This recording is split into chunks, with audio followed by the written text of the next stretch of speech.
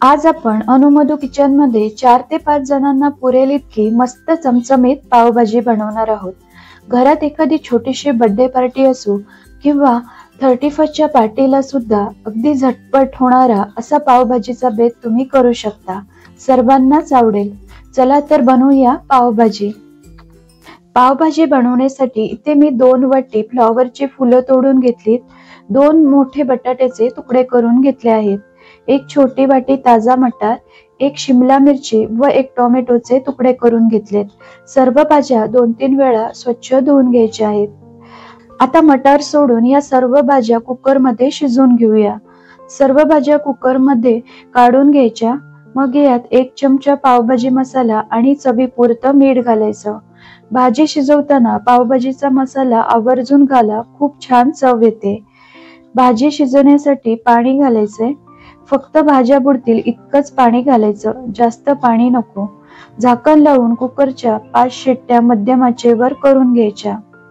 आता एका दुसऱ्या भांड्यात मटार आणि पाणी घालून चवीपुरतं मीठ व थोडीशी साखर घालून मटार वाफवून घ्यायचे। साखर घातल्यामुळे मटारचा हिरवा रंग टिकून राहतो।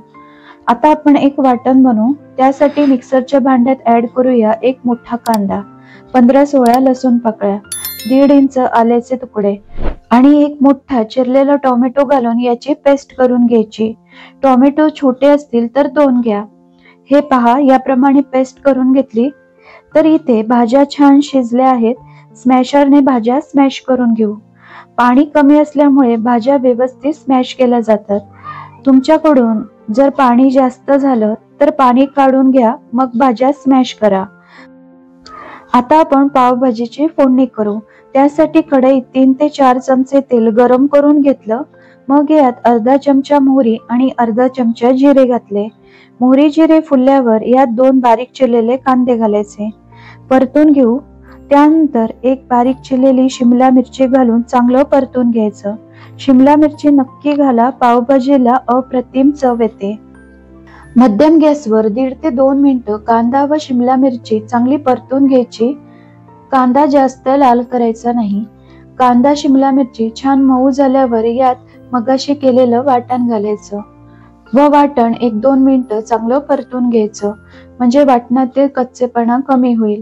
त्यानंतर यात काही पावडर मसाले ऍड करूया। अर्धा चमचा हळद, 2 चमचे काश्मीरी मिरची पावडर, ज्याने पावभाजीचा रंग छान येतो, 1 चमचा पावभाजी मसाला, 1 चमचा कस्तुरी मेथी, 1 चमचा धने पावडर आणि 1 क्यूब बटर घालून मसाले छान एखादा मिनिट परतून घेऊ। मिक्सरचं भांड धुवून थोडंसं पाणी घालत आहे। आता तेल सुटेपर्यंत परतून घ्यायचं। तर पहा, वाटणाला छान तेल सुटलंय। आता यात वाफवलेले मटार घालून मिक्स करू। मग यामध्ये शिजवून स्मॅश केलेल्या भाज्या घालायच्या आणि छान एकजीव करून घ्यायचं। आता भाजी थोडी दाटसर आहे म्हणून 1 ग्लास पाणी घातलं। आता भाजी तुम्हाला थोडीशी पातळ वाटत असेल, पण आपण 4 ते 5 मिनिटं मंद आचेवर ही भाजी उकळवणार आहोत आणि थंड झाल्यावरही ही भाजी थोडी घट्ट होते, म्हणून तुम्ही तुमच्या गरजेनुसार पाणी घालू शकता।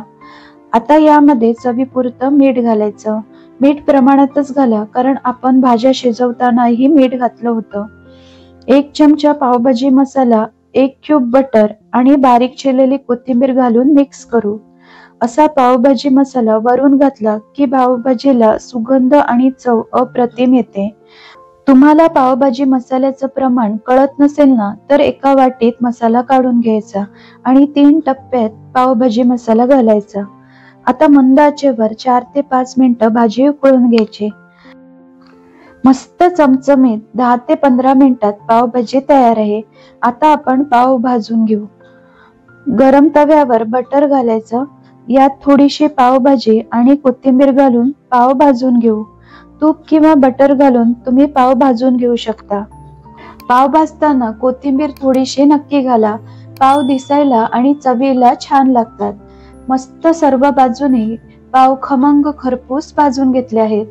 आता आपण गरमागरम पावभाजी सर्व करूया। कुडकुडत्या थंडीमध्ये गरमागरम पावभाजी खायला खूप मस्त लागते। तर तुम्हीही अशा पद्धतीने 31st च्या पार्टीला पावभाजी नक्की बनवून पहा। आजची पावभाजीची रेसिपी कशी वाटली हे कमेंट्सद्वारे जरूर कळवा. रेसिपी आवडली तर व्हिडिओला लाईक आणि शेअर करा. आणि आपल्या अनुमधू किचन या चॅनलला सबस्क्राईब करायला विसरू नका. पुन्हा भेटूया अशाच एका छानशा रेसिपी सोबत.